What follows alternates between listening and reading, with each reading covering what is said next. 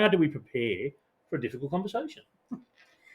It's like anything that's going to be high stakes, Mick. Yep. I think one of the really important things is to plan and to give it thought.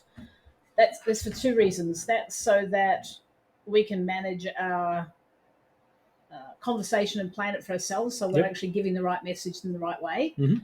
It's also considering the other person and how they're going to receive it or how they may receive it. Yep.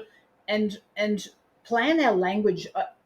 You and I have known each other a long time. You probably heard me say language to me is incredibly important. Mhm. And because it's so often the words that we use, as much as the word, for me anyway, as much as the way we deliver a message, that's important.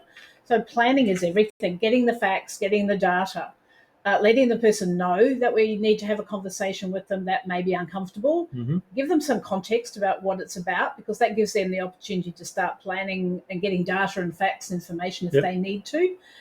And also, we need to get data and facts and information, because the first thing somebody will normally say if we start saying this is a problem, they go, "Well, give me some data." 100%. Yeah. You know, Give me an and fair example. enough. Tell And me fair when. enough. When Yeah, do I do that? Yeah, that's it. Yeah. And because often when we're doing things unconsciously, we're not even aware of it, right?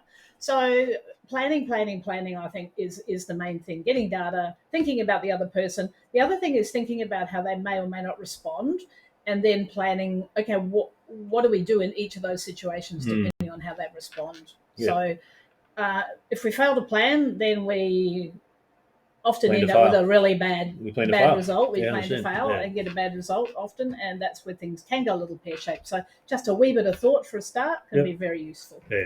And like I always say, there's always three sides to a story. There's three sides to the truth: yours, mine, and the truth. Yeah. The reality is And that somebody else's truth. Yep. Let's face it, truth is based on perception. 100%. So somebody else was watching, they'd have another side to Yep. the story. And what's you talked about the facts? What do I know at the time? Correct. I know that bit. Well, hang on, you missed what happened before Correct. that. Because we can only see and make a judgment on that piece of the what I call the iceberg that we see sticking out of the water, 100%. and that's what we're doing or Yeah. what somebody else is doing. Mm. But you're dead right. We don't know anything about all the surrounding situation, and that's why it's so important to not have made a decision up front about the situation, Mhm. to keep an open mind.